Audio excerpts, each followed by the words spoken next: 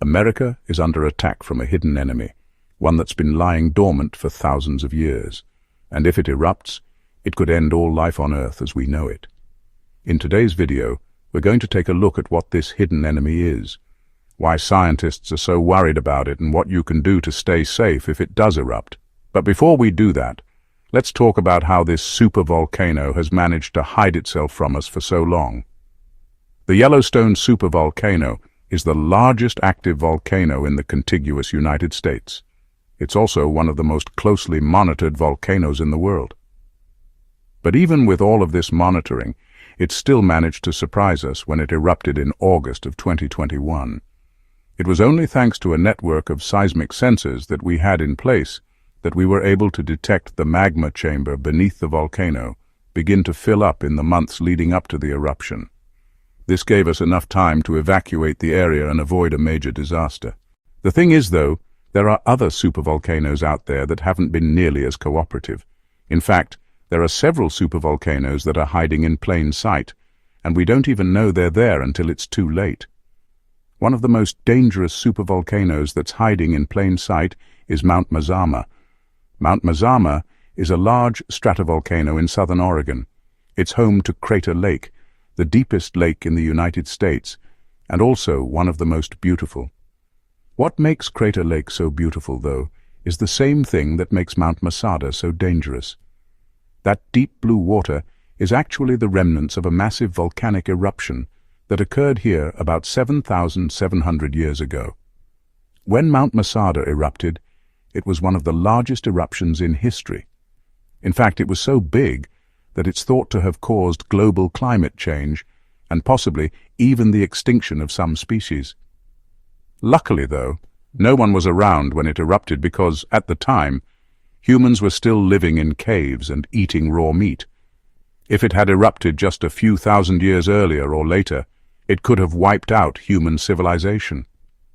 Mount Mazama isn't the only supervolcano hiding in plain sight.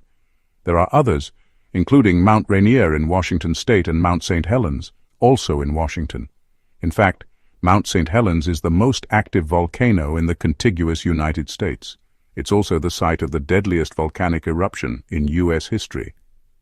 In 1980, Mount St. Helens erupted, killing 57 people and causing over $1 billion in damage. But that was nothing compared to what could have happened had the eruption been larger. You see, Mount St. Helens is actually a supervolcano, and if it had erupted with the same force that it did in 1980, it would have been one of the largest volcanic eruptions in history. But these supervolcanoes aren't just hiding in plain sight. They're actually hiding in some pretty unlikely places. For example, in California, there's Long Valley Caldera. This supervolcano is actually made up of 3 smaller volcanoes that all erupted at different times. The most recent eruption was about 76,000 years ago.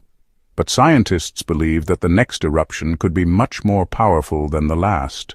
In fact, there's another supervolcano in California that's even more dangerous. It's called the Coso volcanic field, and it's located in the middle of the Mojave Desert. The most recent eruption was about 650,000 years ago, but scientists believe that the next one could be much more powerful than the last. And then there's New Mexico. New Mexico is home to 2 supervolcanoes, the first being Cerro Toledo. This supervolcano is actually made up of 2 smaller ones, Cerro Pedernales and Cerro del Capulin. The most recent eruption was about 350,000 years ago, but scientists believe that the next one could be much more powerful than the last. The second supervolcano in New Mexico is the Valles Caldera. This supervolcano is actually the site of 2 nuclear weapons tests that were conducted by the United States government in the 1940s. The most recent eruption was about 250,000 years ago, but scientists believe that the next one could be much more powerful than the last. So you might be wondering why scientists are so worried about these supervolcanoes. Well, it's because they're not quite sure when the next eruption will occur, and when it does, it could be devastating. You see, supervolcanoes are volcanoes that have the potential to cause global devastation. They're responsible for some of the largest eruptions in history, and they have the power to destroy entire cities in an instant.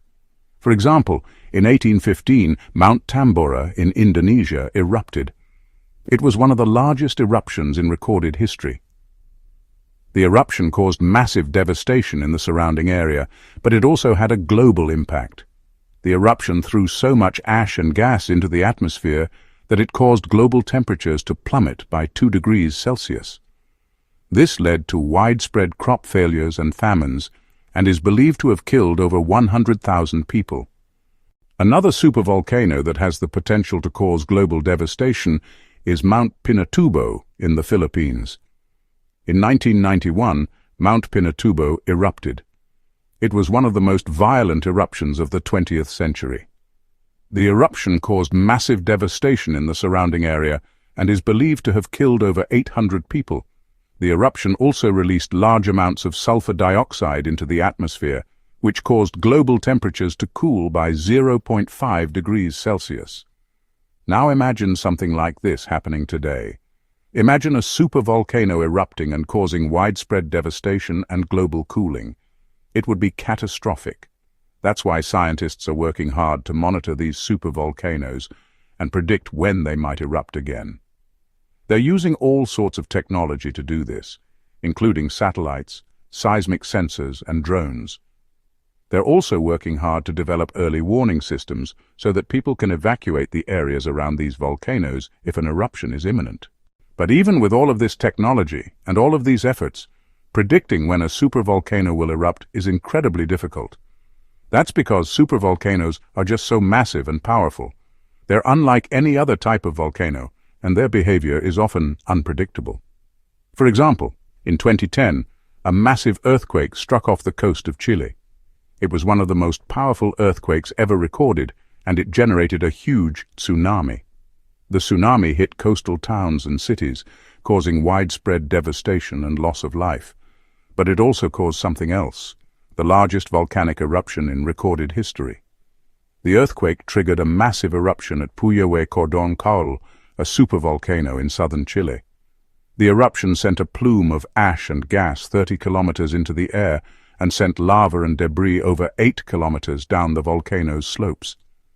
Luckily, the eruption didn't cause any major damage because there weren't any people or infrastructure near the volcano. But if it had erupted at a time when there were people nearby, it could have been catastrophic. So as you can see, supervolcanoes are incredibly dangerous and unpredictable. They have the potential to cause global devastation, and they're not quite sure when the next eruption will occur. But that doesn't mean we should just give up and wait for the worst to happen. We actually have a lot of options when it comes to dealing with supervolcanoes, and many of them are surprisingly simple. One of the most effective things we can do is improve our monitoring systems. By using advanced technology such as satellites, seismic sensors, and drones, we can get real-time updates on the activity levels of supervolcanoes. This will give us more time to prepare for an eruption and hopefully reduce the number of casualties. We can also work on developing early warning systems. These systems would alert people in the event of an impending eruption so that they can evacuate quickly. We've already seen how effective early warning systems can be. In Japan, for example, there have been no deaths caused by volcanic eruptions in the past 20 years due to an effective early warning system. We can also try to limit the impact of an eruption through more traditional means. For example, we could try to redirect the flow of lava or reduce the amount of ash that's released into the atmosphere. These methods may sound far-fetched, but they're actually being researched by scientists and engineers. And finally, we could try to evacuate the areas around supervolcanoes. This is probably the most difficult option, but it would definitely reduce the number of casualties. Of course, it would also disrupt the lives of millions of people and cause billions of dollars in damage. So it's not a decision that should be taken lightly. No matter what action we take, the most important thing is that we're prepared. We need to educate ourselves about the risks of living near a supervolcano and make sure we have a plan in place in case of an eruption. So what should you do if a supervolcano erupts near you? First, you need to stay calm. It's easy to panic, but that won't help you or your family. Take a deep breath and remember that you'll be okay. Next, You need to follow the instructions of local authorities. They'll know the best course of action and they'll be able to keep you safe. Finally, you need to have a plan in place for what you'll do in case you need to evacuate. Make sure you have a bag packed with essentials like food, water, and medicine. Also, make sure you have a safe place to go, like a friend or relative's house. If a supervolcano erupts near you, it will be one of the scariest things you ever experience. But if you stay calm and follow these steps, you'll be able to make it through safely. Now watch, biggest volcanic eruption in human history. Or check out Yellowstone Supervolcano eruption. Would actually end life as we know it.